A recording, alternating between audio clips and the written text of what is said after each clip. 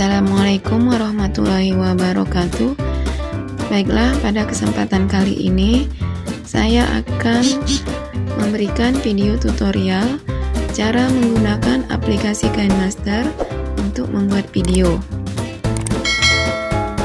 Menghasilkan karya video profesional kini bisa dilakukan oleh siapa saja dan di mana saja. Karena sudah banyak aplikasi yang bisa dengan mudah kita dapatkan di Google Play Store. Salah satu contohnya adalah aplikasi KineMaster. Aplikasi KineMaster adalah sebuah software Android dan iOS yang bisa mengedit dan membagikan video yang hadir dengan segudang fitur. KineMaster memiliki fitur yang membantu Anda dalam memotong video, menggabungkan gambar dengan video, menambahkan efek bermacam-macam, dan masih banyak lagi. Nah, apakah saja langkah-langkahnya untuk membuat video dengan menggunakan aplikasi KineMaster? Yang pertama, persiapkan konsep dan bahan. Ini merupakan langkah yang cukup penting, terutama bagi Anda yang membuat video untuk tujuan profesional. Contohnya adalah membuat video pembelajaran. Ada banyak yang harus Anda perhitungkan saat membuat video, misalnya plot atau cerita yang mengandung pesan tertentu.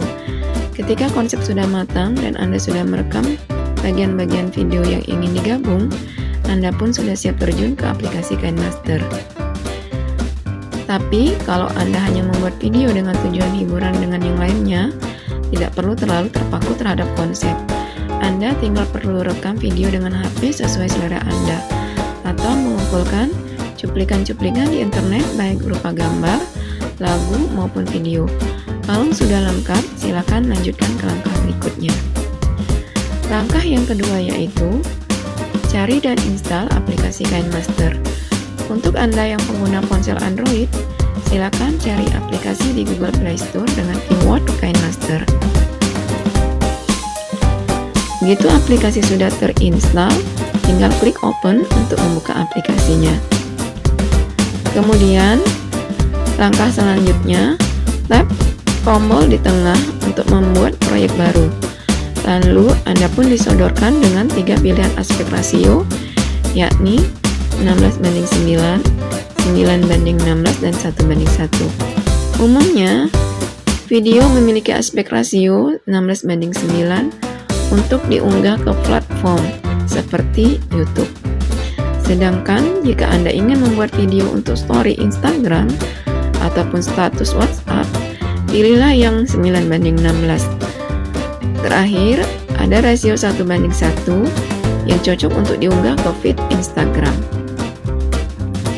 Kemudian, sekarang Anda bisa memasukkan bahan-bahan seperti video, gambar, dan lagu. Kami sarankan untuk menyimpan semua bahan pada satu folder supaya lebih mudah ditemukan. Di bagian media browser, folder-folder yang berisikan video dan gambar akan ditampilkan di sini. Anda tinggal cari folder yang diinginkan agar bisa memasukkan salah satu bahan yang ke proyek Anda. Atau, kalau ingin memasukkan latar belakang sebagai intro, tinggal klik folder background. Dan pilihlah salah satu latar belakang yang Anda sukai. Jika ingin mengambil media dari Google Drive, tap saja pada folder Cloud Storage dan masukkan data akun Anda. Setelah Anda memilih salah satu bahan, gambar atau video tersebut akan masuk ke dalam lembar proyek. Anda pun bisa mengulang proses ini untuk menambahkan media-media lainnya. Kemudian, Anda pun bisa menambahkan media. Anda bisa menyisipkan layer lainnya seperti efek, blur, teks, tulisan tangan, stiker, dan judul lagu. Tinggal klik saja tombol layer dan berbagai pilihan akan muncul seperti foto di atas.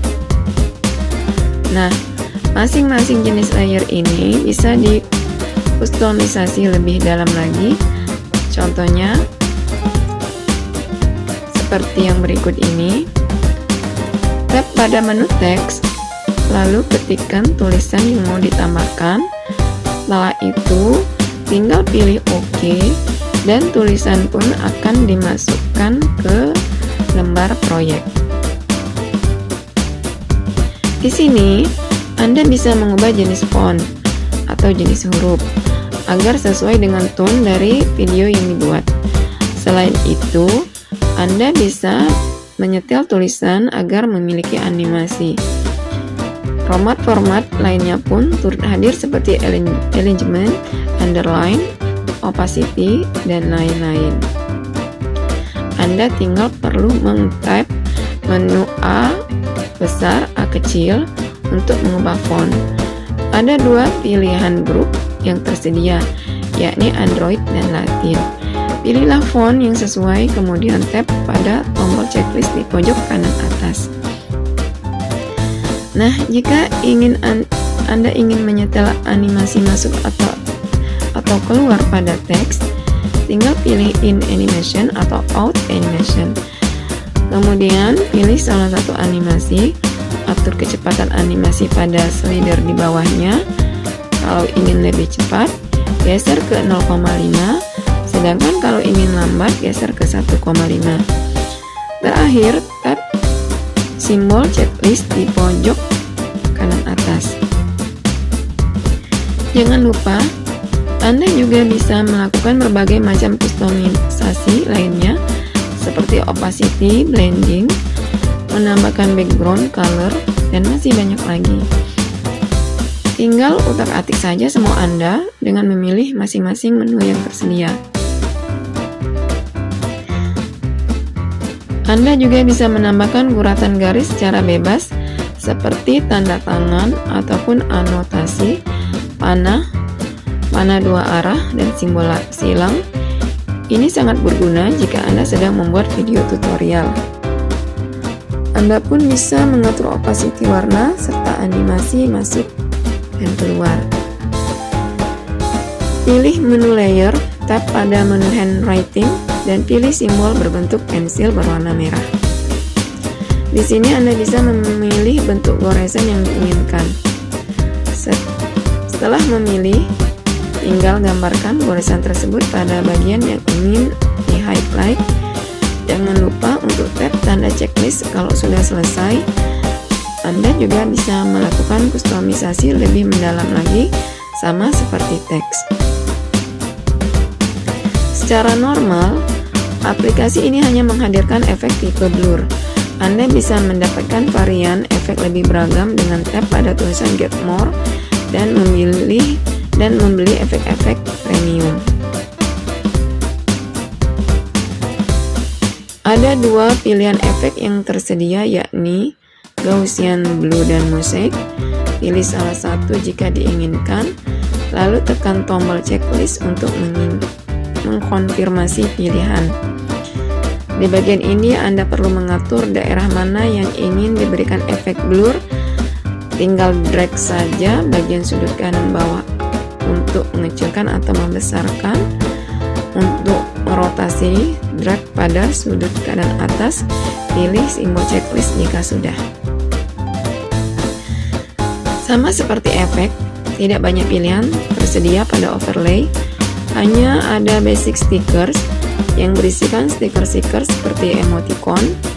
Stiker yang dipilih bisa dikustomisasi dari segi opacity-nya serta bisa dirotasi ataupun di setel pengaturan blending-nya. Seperti biasa, pilih menu layer kemudian menu overlay. Akan muncul beberapa pilihan stiker yang bisa ditambahkan. Tentukan pilihan Anda dan tekan simbol checklist di kanan atas untuk mengkonfirmasi pilihan. Sama seperti pada layar efek, kini Anda pun bisa melakukan kustomisasi dari segi opacity dan lain-lain. Anda bisa menggeser stiker ke lokasi yang diinginkan dan juga mengecilkannya jika perlu. Tap simbol checklist kalau sudah. Selain elemen-elemen yang bisa ditambahkan melalui menu layer, Anda pun bisa menambahkan soundtrack atau lagu dengan memilih menu audio. Anda bisa menambahkan lagu yang telah diunduh dalam format M4A atau MP3 misalnya, dan juga Anda pun bisa memasukkan hasil rekaman suara. Tap sekali pada lagu yang ingin dimasukkan untuk memutar previewnya, lalu tap simbol plus untuk memasukkannya pada lembar proyek. Terakhir, tap pada checklist untuk menyudahi pemilihan lagu. Kalau ingin menambahkan narasi berupa suara rekaman Anda, tinggal tap voice pada deretan menu, kemudian tap tombol start. Disinilah saatnya Anda berbicara. Tap stop untuk berhenti merekam dan suara Anda akan masuk ke lembar proyek secara otomatis. Untuk memberikan kesan lucu, Anda juga bisa menggunakan fitur voice changer pada menu yang muncul. Di beberapa langkah sebelumnya, saya telah menyarankan untuk mempersiapkan media yang ingin diedit. Tapi kalau Anda lebih senang improvisasi, foto dan video bisa ditambahkan secara mendadak dengan memotret atau merekam langsung dari aplikasi KineMaster. Tinggal klik saja simbol berbentuk shutter kamera yang terletak di tengah ataupun yang di tengah antara menu-menu lainnya. Lalu akan muncul dua menu berupa kamera untuk memotret foto secara camcorder untuk merekam video. Pilih salah satu rekam atau objek yang diinginkan dan media tersebut akan otomatis masuk ke lembar proyek. Praktis kan? Kalau Anda sudah puas menambahkan berbagai macam media pada lembar proyek, Anda pun bisa memperindah video dengan menggunakan transisi. Cara menambahkannya juga sangat mudah. Carilah simbol yang berbentuk plus di sela-sela media pada lembar proyek. Ada banyak jenis transisi yang Anda bisa pilih. Di antaranya seperti transisi yang bertemakan travel, picture and picture, transisi teks, dan yang lainnya. Ada juga jenis transisi ala Microsoft PowerPoint. Pilih salah satu grup transisi, tap pada transisinya, kemudian tap simbol checklist seperti gambar. Jika Anda sudah memasukkan seluruh klip dan gambar ke dalam lembar proyek, maka Anda bisa menggunakan fitur trim, move, dan split. Pertama-tama, lakukan tap pada media yang ingin dikustomisasi. Media tersebut akan memiliki outline berwarna kuning pada lembar proyek. Kemudian pilih menu trim atau split. Lalu ada 3 menu yang bisa Anda pilih, yaitu trim to left of playhead, trim to right of playhead, dan split at playhead. Perlu diketahui, istilah playhead mengacu pada garis merah vertikal di lembar proyek. Playhead ini menunjukkan posisi Anda saat ini di lini masa durasi video. Misalnya, jika kita ingin memotong durasi handwriting di atas, pilihlah menu trim to right of playhead. Anda akan melihat bahwa ini durasi media yang ditrim akan memiliki durasi yang lebih pendek. Hal yang sama juga bisa diterapkan jika Anda mau menyingkirkan durasi ke sebelah kiri playhead menggunakan menu trim to left of playhead. Sementara itu, jika Anda mau membagi media jadi 2 bagian, tinggal gunakan menu split at playhead.